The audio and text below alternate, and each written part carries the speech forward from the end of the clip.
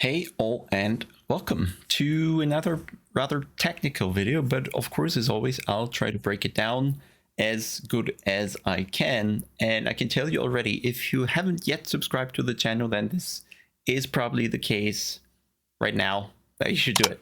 All right. We're going to talk about the traction control in ACC, and as you probably know by now, or if you don't, there's going to be a revelation.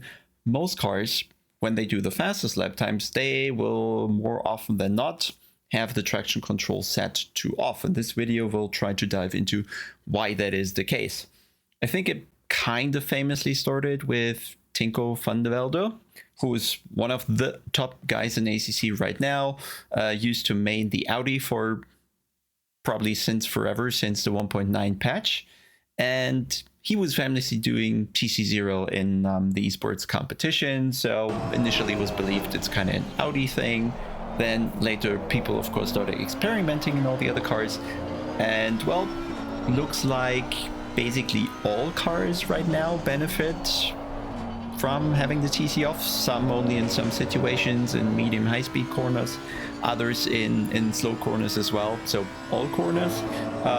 We still, I think, have to test if it's actually viable in all of the cars, so don't take this for granted. But the car I was most unsure about was the Ferrari, and I drove it a bit just for that video with TC off, and I feel it might be a bit more twitchy than the Audi, for example, but it certainly still works. Not sure if it works in terms of lap time, etc., but not just to go fast, but just in generally being possible to have the traction control off the entire time is, let's say, at least a rare thing to find across other sims. Let's take out Automobilista, because that was just outright bonkers what the tires allowed. But on iRacing, for example, you certainly have the traction control on in GT3s, and we did have that in ACC in 1.8, 1.7, I think most of the time we had it. There certainly was a patch in the past where I know we were switching to TC0 on exits, at least later on the exit, because it was cutting too much of a curbs. But generally, we used the traction control. Last patch, even, we used rather high traction control. So why is TC0 a thing right now? And I think the main... Well, let's start with a couple indicators. So let's go to some telemetry. And here 2 laps. You can't see the lap time because my face is in the way. But there's a 52.3, which is from the current patch, and this is a 52.9 from the old patch, both in the BMW on the Nürburgring. We really just want to look at one specific chart that we have exclusively, I believe, on Popometer, and that you can see when you have the subscription in the tool. However, we want to look at the slip graph one more time. I think we did this in another video. And the solid line represent the 1.9 patch, and all the dotted lines represent the 1.8 patch. And this is just the first corner. And when I looked at this, I was like, yeah, okay, let's check a couple more corners to see if that pattern is actually true. But you can see that continuously the slip we get, or we put the car in that slip on the 1.9 patch, seems to be higher pretty much in all driving situations. So we have the front tires up here, the rear tires up here, and as we enter the corner, there's a bit of noise, it's hard to see, but if you follow the numbers up here a bit, you'll see that the solid lines tend to have the higher value in terms of slip, which explains a bit how the tire might have changed in 1.9. And then if we just go to the early exit phase here of turn 1, you can see that both on front and the rear, all tires are pretty much in a higher slip window, and it still works, right? And the car is accelerating faster usually on 1.9.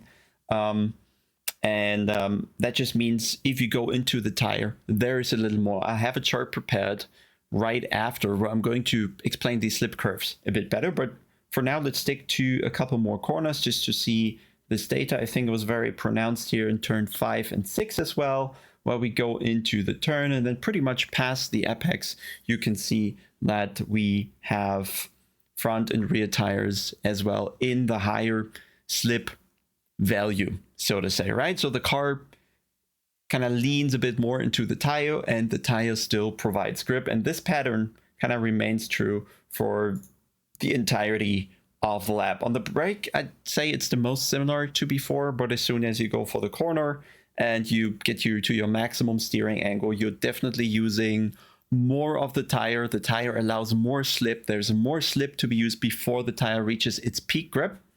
And that's why we are probably also seeing faster lap times in 1.9 paired with better less rolling resistance, so we have more top speed. But this is probably one of the things. Now, where the problems start is that the traction control kind of uses that slip value to decide whether or not to engage in the engine and cut power when the slip becomes too much. Now, of course, and these values, if you change the tire model in the game, or don't change the tire model, there's a couple values changed in the tire model, so it behaves differently. Then you also have to adapt the traction control of all cars to work with these new values, okay, with the new slip we're getting, or whatever values the traction control uses to assess what is too much. And I'm fairly sure this has been done, but we also know since the 1.9 patch, we had 1.91, 2, 3, 4, and now have 5. And every time we had such a patch, something was changed about the tire, and I guess they just ran out of time to keep changing the traction control settings along with what they changed on the tire. So now it seems like there's a bit of a mismatch between what the tire produces in terms of slip, what the tire needs in terms of slip, and what the traction control is kind of designed to control in terms of slip. Let's move over to this nice chart here that I prepared with a couple formulas. I can actually link that table, I think, but I stole that somewhere, build my own charts just to kind of explain this here to you. So don't take these curves for this is how ACC is, okay? This is just something to picture what is happening here. So let's explain this a bit. We have the green line, which is the slip of the tire, the slip curve of the tire in 1.8, or how you can perceive it, okay? So you go into the tire, you start turning, and then sooner or later you reach your peak grip. Or let's say, because we're all about the TC, let's talk about acceleration, how much slip the tire needs in order to produce the best grip. And in 1.8, let's say it all happened a bit earlier. The peak grip of the tire happened at a lower slip. And then we have the traction control, which would be in 1.8. It kind of engages a bit after the peak slip of the tire in an attempt to save the driver from overdriving the car too much, but it certainly allows you to first produce enough slip to use the maximum grip the tire can produce, and it only cuts in when you really overdo it and you probably are about to lose a lot of grip, lose lap time. Then the TC cuts in and brings you back to the point where the tire is in the optimal window. And in fact, in 1.8, this was so good that we could use rather high TC very, very closely behind the peak slip, and it would always put the tire back in the optimal slip angle, slip percentage, whatever you want to call it, to have maximum grip, best acceleration. For example, on the BMW, that was TC8, right? Now let's switch to 1.9, where we're looking at the blue curve here, which just in our heads, okay? This is not how it actually might look or whatever. Just trying to tell you there is more slip available now, as we saw in the charts earlier, which now means we push a little deeper, a little harder into the tire. It creates a little more slip before we actually reach maximum grip. And this is also probably why some people feel like, I don't have that feedback off the front axle. I feel like there's a bit of a vagueness in the steering. And this is pretty much what this extended or bigger slip angle now does. You go into the tire and then you steer more. There isn't actually different feedback, but there's a little more grip to have by turning a tiny bit more. So we are going a little bit deeper into the tire to extract the optimum grip, and we do the same on the throttle here too. Now the problem is, what I'm expecting, right? I'm just making up a theory here, is that the traction control in all these variations of the tire model that we had kind of stopped keeping up with what the tire needs and produces in terms of slip. And thus, the traction control looks for a slip value that is actually below the grip peak of the tire. And this is also then why we are losing lap time if we are going into the TC or too much into this TC, because it cuts power before the rear tires are producing their maximum grip. And this is kind of the explanation, or my explanation right now, why we rather in a lot of situations turn the traction control off, because only that will allow us to tap into the maximum grip potential of the rear tires out of the corners. Okay. But there is another issue in ACC, and that concerns kind of the throttle pedal. And there's, I think by now, a famous video by Niels Huizingveld, and I'll link that below, and you should definitely watch it. Every minute of it is worth it, the 22 of them. But this is just the extract from the end of the video. And what he's doing is trying to explain how much throttle creates or asks for how much torque of the engine in most modern and old sims. And his complaint is that even modern sims still use an outdated and very simplified throttle model, which leads to the throttle being not sensitive enough on throttle application. So what we're seeing here is the torque produced based on the RPM of the engine and the throttle pedal input. So the blue line at the bottom here means that no throttle input has negative torque, so the engine RPM decrease. Okay, then we go to, I think he has 20% step, so the red is 20% throttle in the wrong model used in most sims.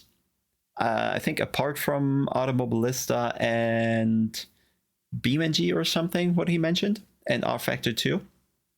20% throttle will lead to rather little torque be produced, which is what you see on the vertical axis here. 40% throttle leads to also very little, and only if you apply more throttle, then sooner or later more torque will be produced, and so on. But even with maximum throttle applied in low RPM situations, which out of slow corners we often have, you will be able, even then, you won't be able to produce a lot of torque. Now let's jump one screenshot further. So here's the other screenshot, which he says is kind of the correct throttle model. And now you'll see that with 20% of throttle applied, even in low RPM, you already have a lot more torque than compared to the previous situation. Keep on going with 40, 60, 80, 100% throttle, you can see that with 60% throttle from a certain RPM range, you almost have the maximum torque, which means when you apply the throttle only a little bit, then already the rear tires get so much torque that they might start to spin up and the car becomes harder to control. So there's two issues or three issues, or not issues, or changes or things at once here. So the first thing was that we saw the slip angle in 1.9 compared to 1.8 has certainly changed, and it has tolerates a bit more now to produce optimum grip.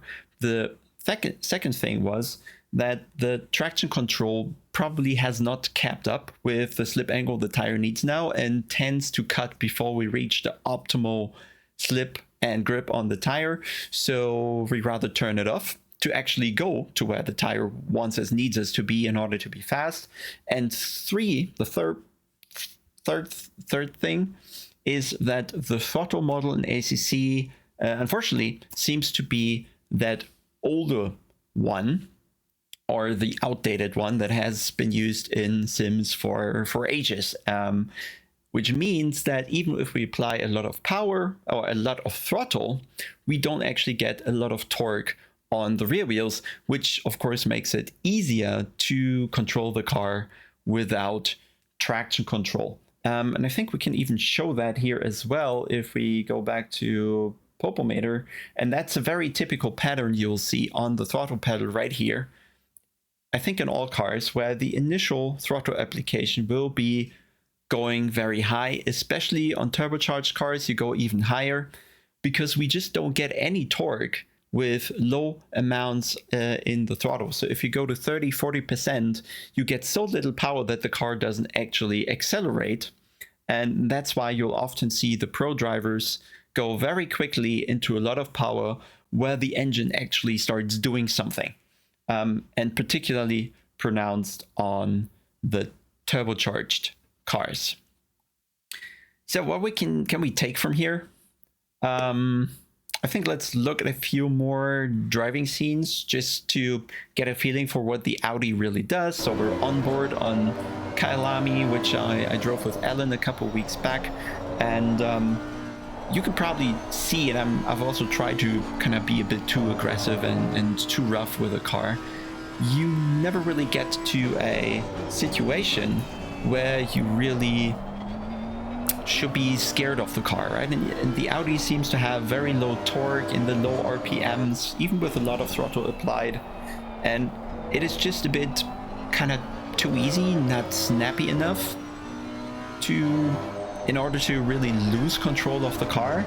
And even if you overdo it completely, you will be able to see that you can get a lot of drift angle while still being perfectly in charge of the car, or at least in charge of the car to unexpected degree, so to say. And you can take this even further in the Audi and go to a rain situation, where I was very surprised that even there you can drive with the traction control off. And I think I remember even seeing a slick tire in light rain conditions that was producing enough grip to drive with the traction control off. So there certainly is something going on where I think we're not quite there what it should be. I tested Automobilista the other day in the rain. I think this is one of the games that really comes close for that specific situation, where when you're driving with a slick tire on a wet track, there's just no grip whatsoever, and you lose 20-30 seconds a lap. And I think this is the experience that we should hopefully also get in ACC or AC2 in the future, where things become a little more daunting, more challenging in wet conditions, and there's a real risk of being on the wrong tire. And I feel this was worse in 1.8 or 1.7. Just 1.9 seems to be quite a bit too lenient in general, with tires working in situations where they maybe shouldn't. But yeah, take the Audi to the wet conditions. Even there, you can still drive it. You can drift it pretty safely, almost, with a lot of throttle applied, and the rear tire kind of still provides enough grip to have pretty excessive drift angles or difficult situations where you'd otherwise be scared, or in a different game be scared to lose the car entirely, which is all a bit too possible here. It's certainly not the fastest way to drive like that, to slide around like that. So it's kind of not a concern for all the normal driving situations that we want to go through when we are driving as fast as we can, which is pretty much what sim racing and racing in general is about. But of course, we have these other situations that necessarily come up when you overdo it, when something goes wrong, and then there's this gray area in between where you're just about for everything to go wrong in a kind of more realistic case, and where it's a bit too lenient in ACC, and then you're in the middle where you're not using TC in situations where you should be scared of doing that, but there's too much grip available, so you can still kind of rely on that. Then I drove a bit of the Ferrari, didn't take it to the wet conditions because there might be an issue. So I'm asking you to, the fast guys in particular, Jordan maybe, go drive the Ferrari in wet conditions without the TC, try to make it work. I'm sure it can. I know the Ferrari is probably the car with the most aggressive throttle response. Probably the only car that comes close to the charts I showed of Niels Huizingveld. But all the other cars, they have this pattern where you have very little torque available with low amounts of throttle and RPM, and you never really come to a situation where the car is really, really hard to control. I found the Ferrari was certainly trickier, snappier, but it's just also part of the whole car that is very aggressively designed. But overall, I think we have a bit too much leniency here in various areas of ACC, there's still a very nice working range where I think most of the things behave correctly, where the driving is really nice. You can push the tires really nicely. And it's up to the driver to really work around the limit of the slip and grip there. But I think what's not... it's not bothering me, but I'm kind of keeping that in the back of my head. Sometimes I think it would be nice if there was a bigger penalty for actually overstepping the mark, where you couldn't just slam on the power in first, second gear and be assured that you'd be able to pretty much catch any slide that there is. So yeah, here's another video, rather technical. And I think the next video will be about how we actually drive with TC0, because of course we have to do a few things slightly different to keep the car in this optimal slip grip pairing. So if you don't want to miss that, make sure to subscribe. And if you like that video, of course, click the like button, and then we'll see you very soon. Bye.